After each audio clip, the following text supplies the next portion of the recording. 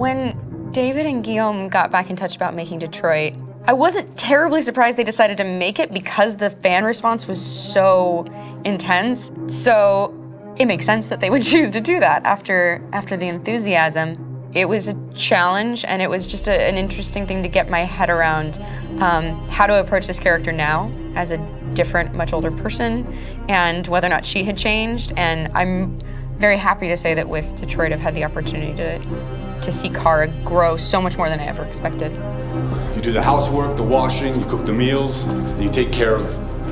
God damn it, where the fuck's the rat gone now? Alice! Alice! I mean, she starts out essentially how she does in Kara in a very, not robotic, but, you know, android, other way, and getting to take this journey where she becomes more and more human as it goes on. You know, and as an actor, that's a wonderful exploration in every way, whether it's how she sits, her posture, how her voice changes, how emotions change, and how much emotion is based on things like empathy and social experience. And so having, you know, as much material as I got with David to have this huge, nuanced arc was really incredible. Why couldn't we just be happy? This experience has been quite different than the experiences I've had shooting film or TV or doing theater work. I have 83 dots on my face and a really flattering black wetsuit type thing, and you're jumping around with props, and it's kind of like being a 10-year-old imaginative kid, which is fun. There's 80 cameras around us. It's already lit. So we just shoot and shoot and shoot and shoot and shoot. There's no change of sets, there's no hair and makeup, there's no wardrobe, so we move really fast, and we'll go through about 35 pages in a day. Working in TV or film, we'll probably do 6 pages a day.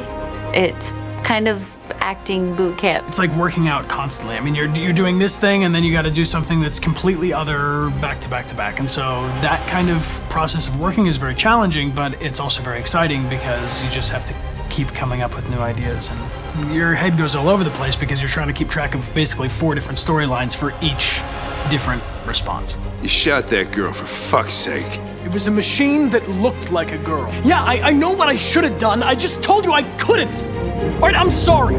The fact that David Cade, he's telling like many stories interwoven from beginning to end is super complicated and super impressive, and I have no idea how he keeps it all in his head. He's not just the writer or the director who's seeing this from the outside eye, he's also thinking about the player walking through this space. You know, only somebody who really, really loves not the work, but like these characters and these stories and cares about doing something meaningful would invest that much in it. And it's always inspiring to work with somebody who cares that much. My experience with motion capture is this one.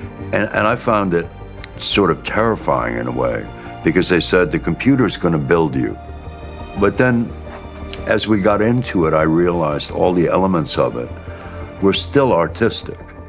I just dipped into a really brilliant setup here. I've never seen anything like it. And this won't turn me into a product because I was playing a character. So it's wonderful. In the game, Detroit comes back because of a revolutionary industrial rebirth. And there's no reason why that can't happen in Detroit because they have such tremendous infrastructure for millions and millions of people who can very easily support, you know, a new industry. The city is really strong and resilient, but the city has also been through so much. You see the damage. But it takes that time of kind of rebuilding and reinvesting into the city that I think is happening slowly but surely. The potential of Detroit as a city is something that this game does a lot of justice to, because it would be easy to look at Detroit as some place that used to be, and that's not the case. This game provokes a lot of conversation and reflection on our potential near-future engagement with machines. That's what we are to them. There's merchandise on display in a shop window. I think that a group that feels marginalized, feels like they deserve and have earned access to themselves and the environment around them, and are trying to figure out a way to articulate how to get freedom. What was I designed to be? Their slave? Their toy?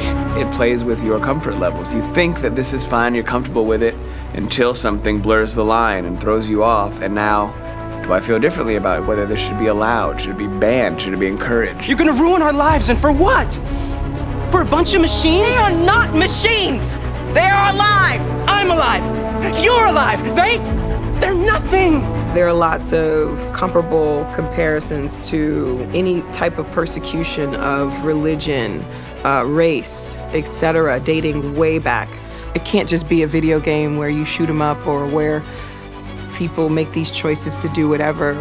I think that's the whole point. You have the choice, and you can either choose to go in one direction with your character or another. And I think that's going to be very telling about the gamer. Very telling. I think there's going to be a really strong reaction to this game, which has such a strong perspective. I'm that much more proud of it now to get to be a part of it because it's important. In this game, you're actively building and designing the character through not just what kind of shield does he have or what color hair does she have, but like their temperament and the way they deal with problems. The different endings to this game are so radically different based off maybe seemingly insignificant choices in the moment, but like life, they all add up. And can't play life again, though.